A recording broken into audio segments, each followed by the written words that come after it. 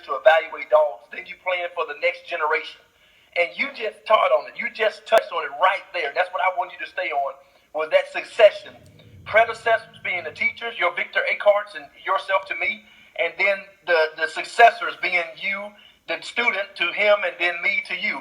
And that's what I was wanting to say, but, I don't want to be like I'm the big dog, I brought you on, so that's exactly what I wanted you to go on to, what he just asked. He said, how do you deal with the struggle of time, being you only have so much time? If I could do that before I let you go on, I would say is making sure that you find those key people like Victor Acart found you, and say, hey, you know what? This guy over here, the Ivan Sanchez, the Kenny G, the this person, the that person, those guys right there, they can help me take this stuff to the next level.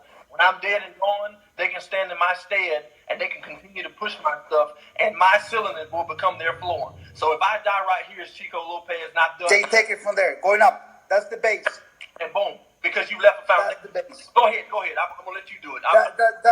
That's really the floor that you're building on, and it goes back to the genetic part.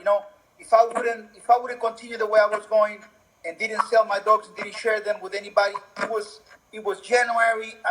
December the 31st, and I'm in Miami at the top of a high-rise, beautiful view to the Miami city, and everybody, all the family, is celebrating. A lot of people coming from Brazil to Miami, and I'm in my room, and I was just kind of like melancholic, I gotta say, and I started praying, and I said, God, I feel that you want to tell me something, but I'm not getting it.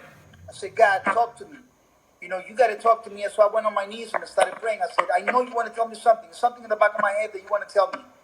And I felt kind of like different that day. And in my way going back to Brazil on this airplane, I started writing on a notepad because I do a lot of thinking when I'm traveling. And I came back and I said, my wife said, I'm going to start letting other people have the opportunity to have these dogs. Because if I die with them, then I didn't do nothing. So I'm going to share these, but I can't share with just anybody. I got to match the best people with the best dogs. And that's where I'm going, getting the best people. So then what happens? I'll tell you what happens. There's an avalanche of breeders. The same guys that screwed up every single bloodline, that's where the bully came from. The bully came from all those guys that called themselves breeders. Oh, yeah, man, I beat this dog because of the head and whatever. Man, I'm telling you, what a bunch of garbage. So I can't have, and I'm not saying, there's a guy here in Brazil. His name is Tito. And Tito said it very perfectly. He said, you know what? And he said it in a way that is really hardcore. He says, man, if you're tired of being mediocrity, just get rid of all the dogs you got and start brand new. If you don't have money, sell your house, sell your car, sell your motorcycle, get dogs from Chico Lopez.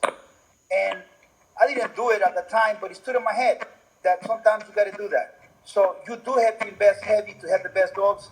I think I made it. There's not a better time to get an American Pit Bull Terrier than right now, because you can actually call Chico Lopez at the 281-226-0370, and you can actually get a true American Pit Bull Terrier like you've never seen before.